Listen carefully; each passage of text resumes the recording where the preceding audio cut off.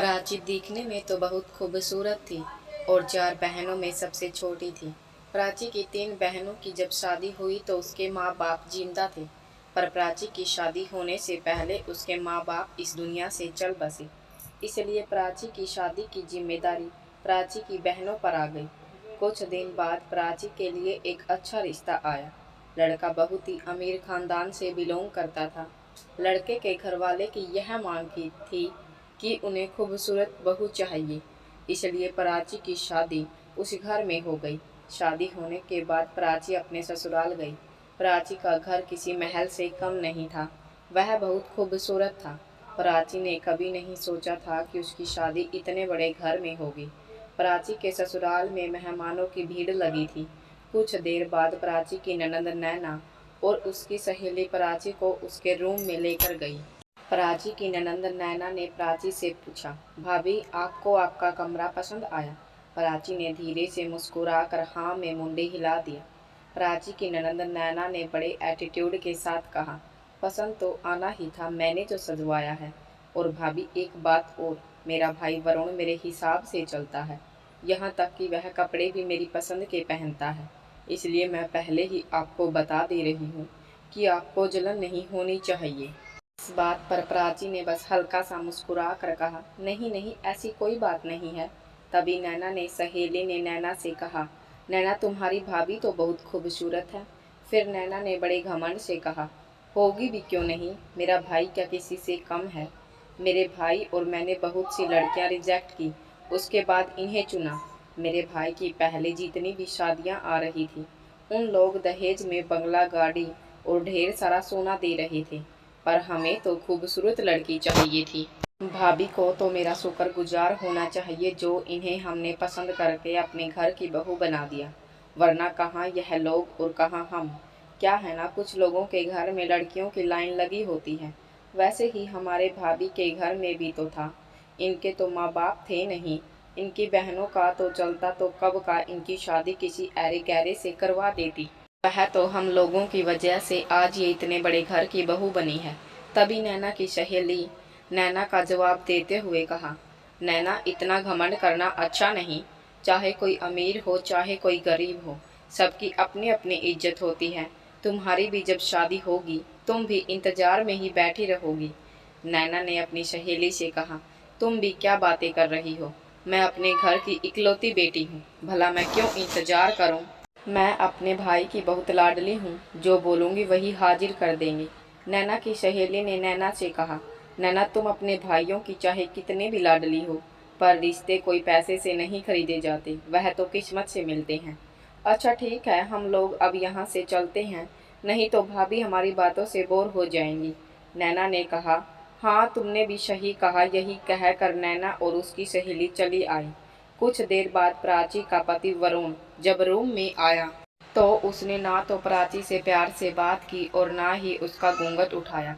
सबसे पहले उसने प्राची से कहा, प्राची मैं तुम्हें सबसे पहले इस घर के कायदे कानून के बारे में बता देता हूँ।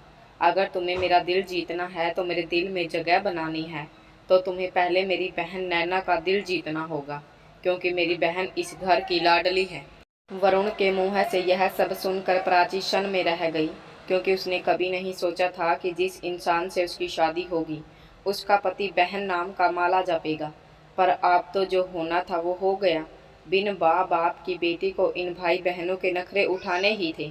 अगली सुबह प्राची जब सोकर उठी तो घर में पूजा थी। वह नहा धोकर अपने मायके की साड़ी पहन घर के सभी बड़ों के पैर छूने के लिए बाहर निकली। प्राची को देखकर नैना ने ताना कसते हुए प्राची से कहा, भाभी हमारे घर मेहमान आने वाले हैं और आप ऐसी साड़ी पहनी हैं। आपके मायके वालों तो आपको खाली हाथ बिठा दिया, फिर भी हमने कुछ नहीं कहा, और कपड़े भी दिए तो ऐसे दिए हैं कि हमारे घर पहनने लायक ही नहीं हैं। आप लोगों को तो शर्म नहीं आनी, पर हमें आती हैं। आप ऐसे कपड़े पहनेंगी तो हमारी तो बहुत बेइज्जती हो जाएगी। अपने मायके वालों के बारे में इतना कुछ सुनकर प्राची की आंखों में आंसू आ गए, पर उसे रात की बात याद आ गई। वरुण ने उसे रात में समझाया था कि मेरी बहन जो भी कहे तुम्हें सब कुछ बर्दाश्त करना है। इसलिए प्राची ने बड़े सलीके से नैना से कहा, दीदी माफ़ करिएगा, पर आज के दिन मायके की ही साड़ी पहननी है, ससुराल की नहीं। ससुराल की साड़ी मैं किसी और दिन पहन लूँगी।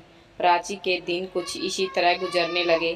पूरे घर में उसकी ननंद नैना का राज चलता। प्राची के मुँह से यह सुनकर नैना ने मुँह बना लिया और गुस्से में वहाँ से चले गई। प्राची के आने के बाद नैना कुछ ज़रूरत से ज़्यादा ही बोलने लगी थी। नैना की माँ नैना को समझाती कि बेटा तू अपनी भाभी को ज़्यादा कुछ मत बोला कर। मैं मानती हूँ कि तेरा भाई तुझसे बहुत प्यार करता है, फिर भी तू ज़रूरत से ज़्यादा ही बोलती है। अगर उसे किसी दिन गुस्सा आ गया तो वह बहुत बड़ा बवाल होगा। पर नैना को किसी की बात का कोई असर नहीं होता। एक दिन नैना की माँ ने नैना को समझाते हुए कहा, बेटा अब तुम्हारे भाई की शादी हो गई है। मैं चाहती हूँ कि अब तुम्हारी भी शादी हो जाए और मैं अपनी जिम्मेदारियों से मुक्त हो जाऊँ। तुम कहो तो तुम्हारे रिश्ते की बात करें। नैना ने कहा, माँ ठीक है, आप कहती हैं तो मैं मान जाती हूँ, पर देखिएगा मेरे लिए रिश्ता वही होना चाहिए जो मेरे लायक हो। मैं किसी ऐरे गैरे से शादी नहीं करूँगी। नैना की माँ ने नैना से कहा, बेटा तुम चिंता मत करो, हम पूरी कोशिश करेंगे कि लड़का तुम्हारे काबिल हो, तभी हम तुम्हारी शादी उससे करेंगे। जब यह बात प्राची को पता चली कि नैना की शादी की चर्चा घर में चल रही है, तो प्राची की जान में जान आई, क्योंकि नैना ने प्राची का जीना हराम कर दिया था। कुछ दिन बाद नैना के लिए एक रिश्ता आया। लड़का सॉफ्टवेयर कंपनी में इंजीनियर था, पर उसकी कोई प्रॉपर्टी नहीं थी। वह किराए के घर में रहता था। यह बात सुनते ही कि लड़के के पास खुद का घर नहीं है, नैना ने इस शादी से तुरंत इनकार कर दिया। लड़के वाले तो वापस चले गए। इसी तरह नैना के लिए बहुत सारे रिश्ते आए, पर नैना सारे रिश्ते रिजेक्ट कर दिए, क्योंकि नैना सर्वगुण संपन्न लड़के से शादी करना चाहती थी, जिस लड़के के पास बंगला, गाड़ी और उसकी अच्छी खासी नौकरी, और वह दिखने में भी बहुत खूबसूरत हो। पर इस दुनिया में सर्वगुण संपन्न कोई नहीं होता, क्योंकि हर इंसान में कोई न कोई कमी जरूर होती है। नैना के घर वाले उसकी शादी ढूंढते ढूंढते परेशान हो गए, पर नैना की ख्वाहिश के मुताबिक उन्हें शादी नहीं करनी पड़ी। जहाँ पर बंगला, गाड़ी, ढेर सारी प्रॉपर्टी मिलती, वहाँ लड़का खूबसूरत नहीं होता, और जहाँ लड़का दिखने में खूबसूरत होता, वहाँ पर इतनी प्रॉपर्टी नहीं होती। इसी तरह करते करते नैना की शादी की उम्र निकलती जा रही थी। काफ़ी दिन हो गए पर नैना की शादी नहीं हुई। अब तो उसके लिए कोई रिश्ते भी नहीं मिल रहे थे। नैना की माँ अपनी बेटी नैना की शादी को लेकर चिंतित रहने लगी। वही चिंता उनकी मौत का कारण बन गया। एक दिन अचानक उनकी मौत हो गई। नैना के साथ की सारी सहेलियों की शादी हो गई थी। अब तो नैना को लोग बूढ़ी घोड़ी, लाल लगाम कहने लगे थे। धीरे धीरे नैना का घमंड भी कम होने लगा। एक दिन नैना के भाई वरुण को नैना के लिए कोई रिश्ता बताया। लड़का पहले से शादीशुदा था, पर उसकी पत्नी की डेथ हो गई थी और 2 बच्चों का बाप था। जब वरुण ने इस रिश्ते की बात घर में आकर बताई, तो नैना ने इस रिश्ते के लिए भी मना कर दिया। वरुण नैना को डांटते हुए कहा, नैना तुम्हें यह शादी करनी ही होगी, क्योंकि मेरे भी बच्चे हैं, मेरा भी परिवार है। हम कब तक तुम्हारा बोझ ढोएंगे। अपने भाई के मुँह से यह सब सुनकर नैना के आंसू रुकने के नाम नहीं ले रहे थे। जिस भाई पर नैना इतना घमंड करती थी, आज वही भाई उसे इतना कुछ सुना दिया। नैना ने ना चाहते हुए भी 2 बच्चों के पिता से शादी करने को हाँ कर दिया। कुछ दिन बाद नैना की शादी हो गई। नैना अपनी ज़िंदगी में खुश तो नहीं है, क्योंकि कहाँ बड़े बड़े सपने देखती थी, और आज 2 बच्चों के पिता से उसकी शादी हो गई, फिर भी अपनी ज़िंदगी जी रही है। नैना के भाई वरुण को अब इस बात का हमेशा अफसोस रहेगा कि अगर वह नैना को अपने सर पर चढ़ा कर नहीं रखता, और उसके लिए जब अच्छी अच्छी शादियां आ रही थी, तभी वह नैना को डांट या समझा कर उसकी शादी उसी वक्त करवा दिया होता, तो आज नैना की ज़िंदगी बर्बाद नहीं होती। नैना जैसी घमंडी लड़की के साथ ऐसा ही होना चाहिए, क्योंकि उसने अपनी भाभी का जीना हराम कर दिया था।